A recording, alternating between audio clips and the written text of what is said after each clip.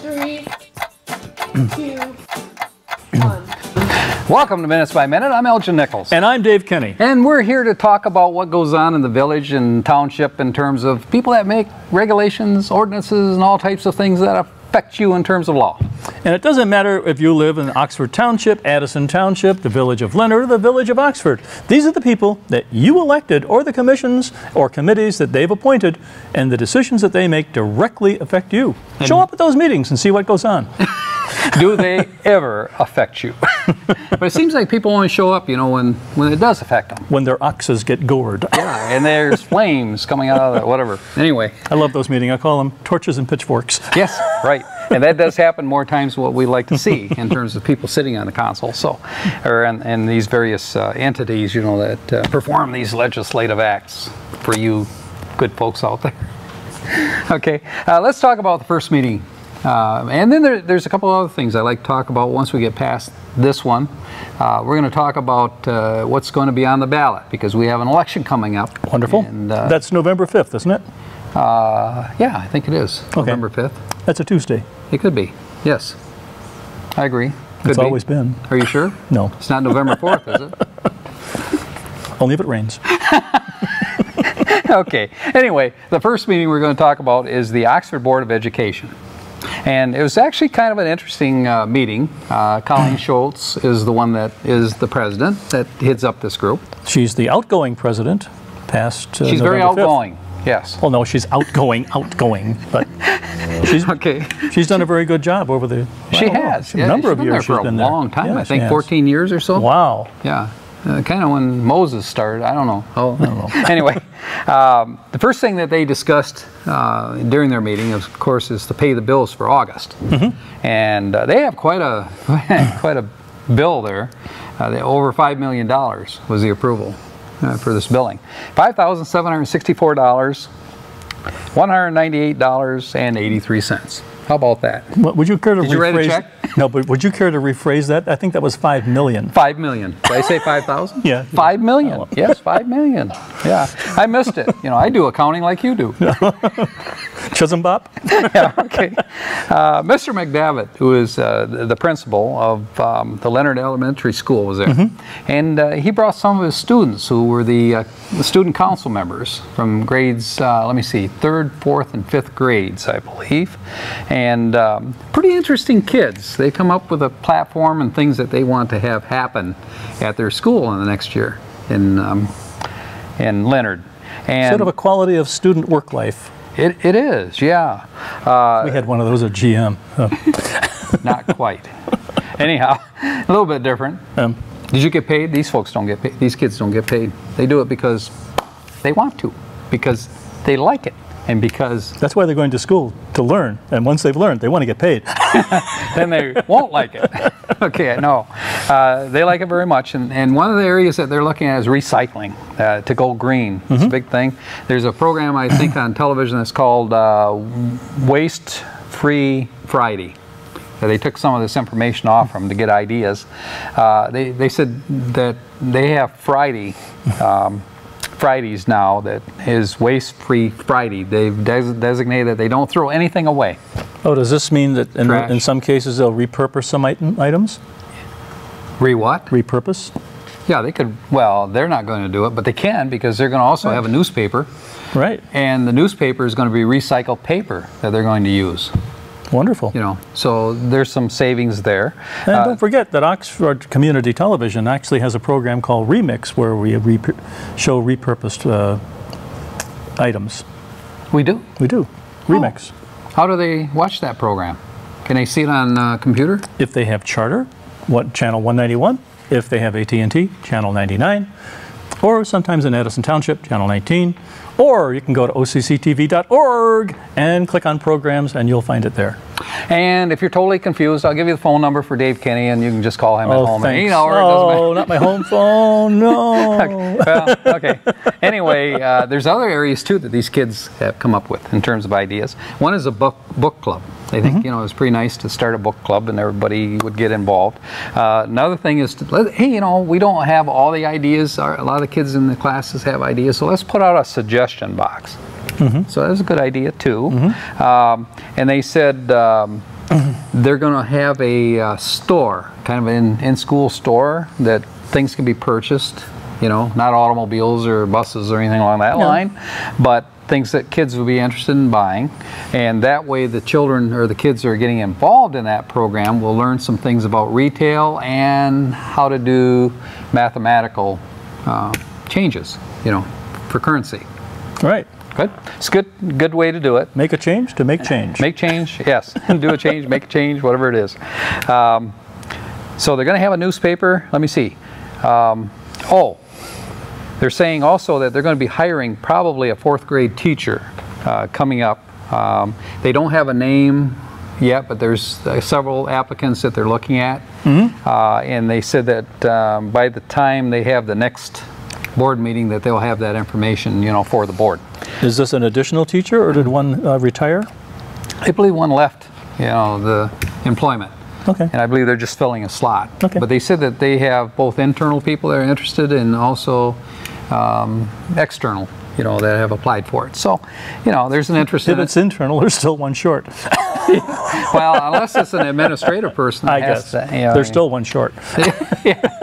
They'll have to hire an administrative person. Or through attrition. Attrition, oh my God. Yeah, that's a fancy word. No, right size. Downsize, you mean? Right size, that's the politically correct term. Okay, well, that makes sense. The next thing we're going to talk about, though, is some of the applicants that we have, or the people that are going to participate in the election coming up, and that's an important issue. The election is November in your 5th. precinct. Yeah, your precinct, early in the morning.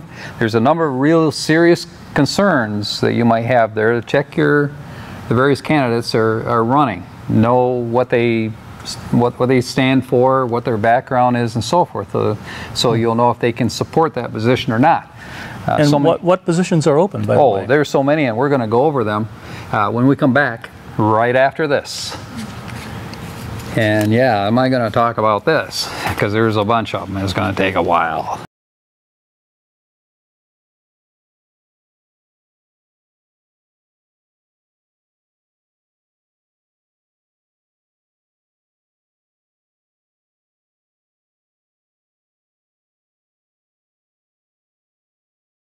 Welcome back to Minutes by Minute. I'm Elgin Nichols. And I'm Dave Kenny. And we were talking about the school board and what's going on in Leonard School System. And pretty sharp kids out there. Yep. And now we're going... You're going to segue. I'm going to... That's a word again. You're going to segue into the election. We're going to go to the election, yes, because we have an election coming up.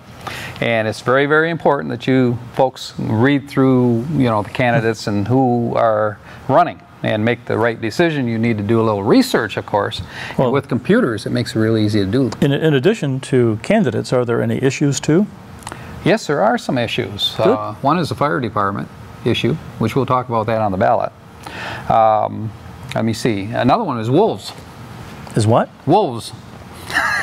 Wolves. Wolves. Oh, you know, that kind of wolf. Not to be confused with coyotes.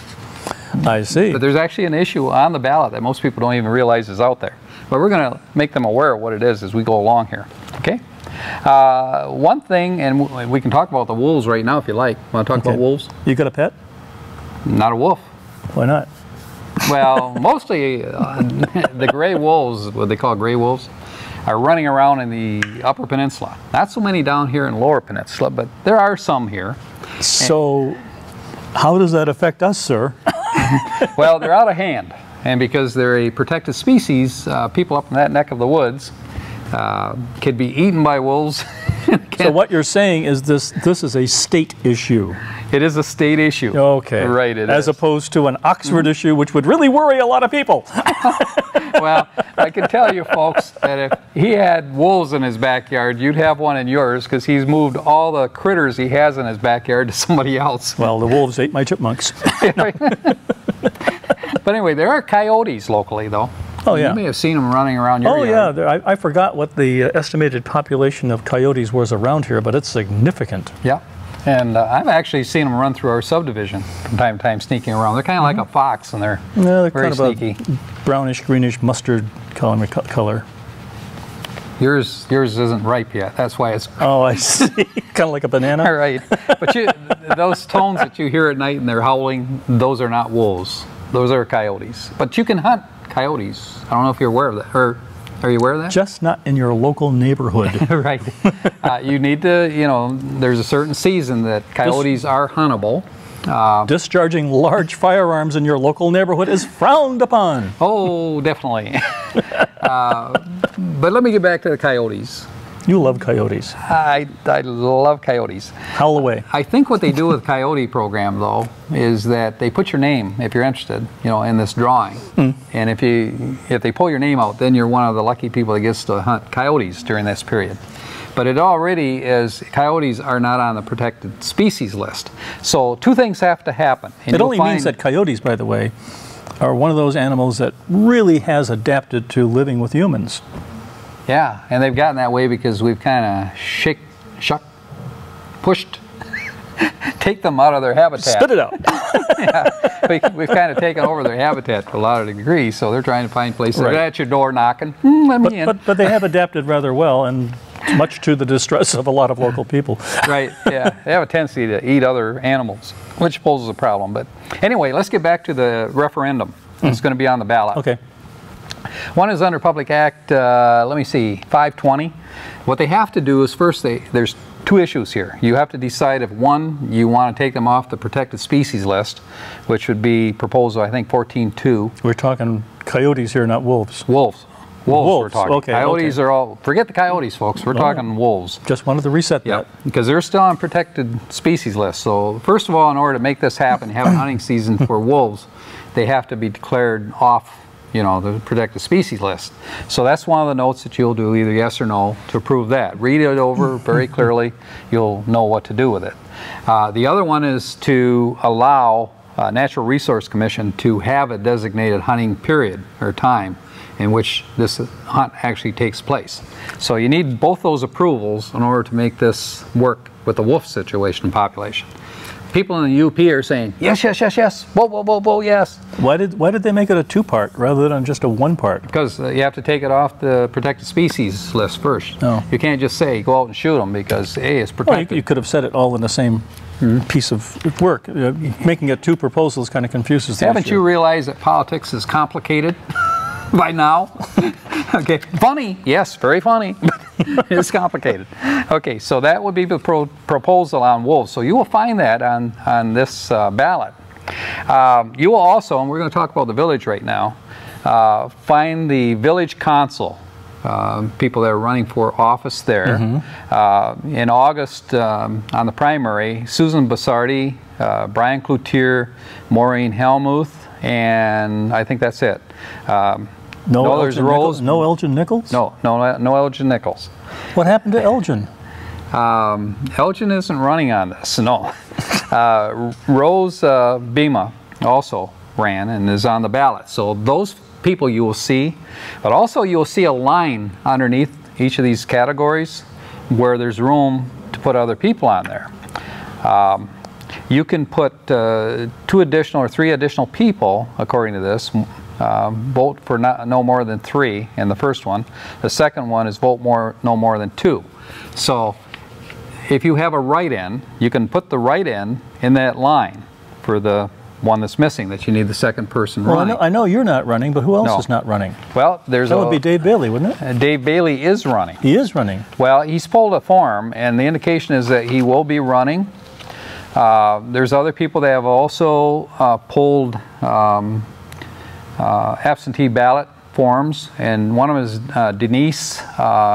When you say pulled a form, what does that mean? Well, you need to fill out forms in order to get on the. You can't just go in and write somebody's name in. Okay. So where you were saying only vote for 3, it could say only vote for 4. Yes. Well, you can see that there's 4 on there right now, and it takes 5 to fill this council. Well, I'm talking of people that are registered, you can have as opposed to write-ins. Yeah, okay. You can put write-ins in there also. Okay. And if the write-ins get more votes than, let's say, the people that originally were nominated, to go on this ballot, then they obviously would win. So there are other people. Denise Kalbalka, B-A-L-K-A, I'm sure I slaughtered that one. Last name Chesney. and she's right now the president of Oxford Lakes Homeowners Association. Okay. David Bailey, of course, which everybody has known David. He's Right. been on the board forever and serves as a president right now. Chose not to run, but now has changed his mind, I understand, and has pulled a application for So would it. that make him a regular up here or a write-in? He'll be a write-in. Okay. Yep, he won't be a regular. If you don't see his name there, it's going to be a write-in, folks. So you need to write their name in. Now, there's a couple ways you can do that. You can either write the individual's name in, or you can get a sticker with the individual's name on it. But the stickers you probably will be able to pick up from the write-in candidates who have to remain 200 feet from the polling. Anyway, A new from precinct. That's a new precinct, Yeah. folks. And a new pair of shoes. And let's get on the ball here. You need to be 200 feet, from the voting poll. Third game's free. And those people are allowed to have signs put up that they want to be a write-in, for whatever office, and they may have stickers to give you a sticker if you choose to, vote for that person. Just put it on the ballot, when you get in there to vote. So, that being said, there's Dave Bailey I mentioned. There's Thomas Kennis. Tom Kennis served on the Planning Commission for quite a while. But not anymore? No, I believe he resigned in lieu of wanting to get on the council. Ah. Unfortunately, he didn't file in time to get on the primary, so he's chosen now to be a write-in candidate for it. And then there's a Bonnie Lou Staley who has applied, as well. And I don't know much about her. I think she lives over in the east side somewhere, or the west side, I'm sorry, of Oxford. And then there's Madonna Van Fossen, who was the director, for the DDA at one time. And she has pulled a form also, and I think is going to run also as a write-in. There's one other lady, her name is Tanya. I don't have the information on it because she hasn't sent in any information yet, to the main office, administrative office. So keep in mind, if you're a write-in, you need to send this documentation in for approval first before you're allowed to count your vote, during the election. That being said about the election, we have more to talk about. There are other issues involved, and we can cover that in just a moment. What do you think? We'll see you then. Right. Yeah, look at all this stuff in here they got. My name is Kathy Ritter, and I represent the American Red Cross for the Oxford and Lake Orion area. I wanted to stop by today and thank all of you for your support over the years, saving so many lives in our community. The need for blood is constant, and because of your willingness and generosity to donate blood on a continuous basis, many people are experiencing better health today. We may never know whose lives we touch with the blood that we donate. Someone's mother, someone's husband, someone's child perhaps. But I can't think of another more important reason to donate blood than to know that someone somewhere may be alive and well today because of our donation. Now here on your screen you'll see a list of all the blood drives that will be running in your area during the month of October. Hopefully we'll be bringing this information to you on a regular basis so that you can find a blood drive that's convenient for you and make an appointment to donate. You'll be so glad you did. Thank you for all you do to help us save lives. Remember, the person's life you save one day just might be your own. See you all soon. This is OCTV, Oxford Community Television, serving Oxford and Addison Townships with the best in local programming. On Charter Channel 191, AT&T UVerse Channel 99, and our website, OCCTV.org. OCTV, we provide local programming that brings you closer to home. Welcome back to Minutes by Minute. I'm Elgin Nichols. And I'm Dave Kenny. And we are talking about who's on the ballot, in the November 5th, election. November 5th election, that's a Tuesday. Make that date. Yep, you want to make sure that you vote. Pretty critical. You're going to have a governor you're going to vote for. What would happen if they ever made that a national holiday so people could go to work or not go to work and vote instead? They would probably line up for blocks around, for miles around at about 8 o'clock when the polls are wide open, and they'd get to stay home all day. Or parlay a Monday into a 4-day vacation. Yeah, something like that, whatever. Another issue that's coming up I want to talk about too is the library millage proposal for Oxford Public Library. And you mentioned as we were talking here earlier that they turned that down in August. Yes, they did. Okay. And it's essentially the same proposal that they're putting on the ballot again. It is, because the library people said, well, we're not going to have any money. But it goes back to that thing. It goes back to that statement I made last week. You can say no, no, no, no, no, and one yes cancels it all. Right. Now they're not asking for a lot of money in this case in terms of millage. They're asking for a 0.4518 millage, which boils down to about $311,000, you know, for them. Let me see, and that is good until the year 2023 is roughly the way the millage would read. So you folks be retired by then. Yeah. We are retired. What the hell? Yeah. If you folks look at the leader, it'll probably explain these things a little more in detail too, and should be able to find it out there. Another issue that's coming up is the township emergency protection program for medical services and for the fire department. Police aren't involved in that protection thing, is it? Police are not. This is fire department. Oh, it's fire protection. Fire protection. And you're looking at roughly a millage, a new millage of 3.50, which replaces the old millage that was in there. That's $3.50 per $1,000 of appraised value. Yep, evaluation. And that comes to roughly in the nature of about $2,487,000 roughly. Okay. And some change. Okay? And that's what it'll generate. Which could improve with increased property values. Right. And that goes, of course, towards the emergency medical program that they have too, as well as fire. So that, you know, I've heard a lot of very strong support, you know, for the fire department thing here. We'll have to see what happens. We can't say one way or the other. But this is the first time this has appeared on the ballot. This is the first time this has been on the ballot. Okay. That is correct. Okay. So you folks heard it here first. Probably will hear it here last, I hope. But anyway, it's something that's come up that people are very serious about. We need to support the fire department. If we don't renew this millage, you may not have a fire department out there, in which case we'll have to figure a way. How are you at pumping water and moving a bucket? I don't know. Bucket Brigade. Bucket Brigade, right. History. Right. Now, let's talk about the Oxford Public Schools again, because we have 4 seats open for the public school. And by the way, these people that are elected, you know, to the school board, they make tons of money sitting on this seat. It's free. They do? How much free. do they make, sir? Nothing. It's Nothing. free. It's voluntary. So there's quite a scramble for people to get on here, because why? Because they're interested in the education that their kids are getting. They're interested in where the money is being spent, and if it's being spent prudently. You would understand that part, right? Prudent? Prudent? Okay. That's one of your words, I think. I'm not sure. You used it. Yeah, I know, but I stole it from you. Anyhow, there are people that are running on this board, and one was Pan Phelps. The other one was Mike Schweg, S-C-H-W-E-I-G. Schweg. Schweg. Yeah. Okay.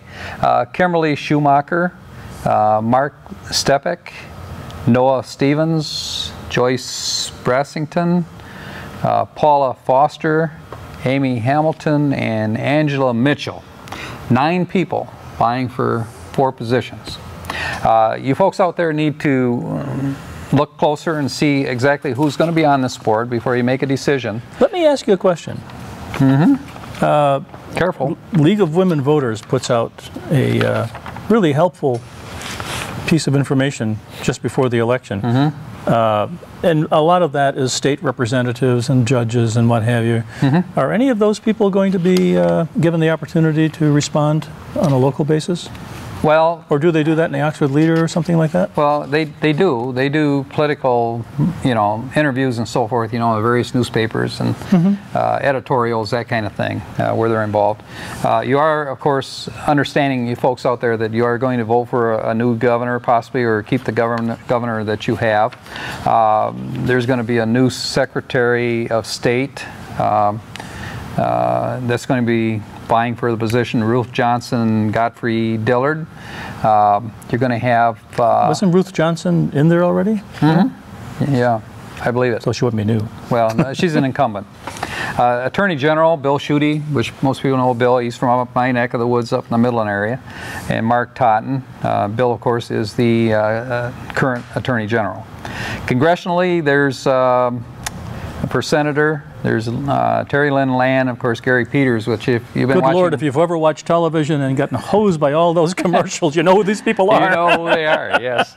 The question is, you know, what are they really? Because, you know, one says one thing about the other one, and the other one says things back, and you just don't know what the truth is on things sometimes. The mud flies. Yeah, so you need to dig out information in terms of the records, you know, using the internet. That's a great tool. And since it is a congressional thing, they probably will be in the League of Women Voters pamphlet that will give each candidate a chance to say what they stand for and not why they don't like the other guy. Right, that's true.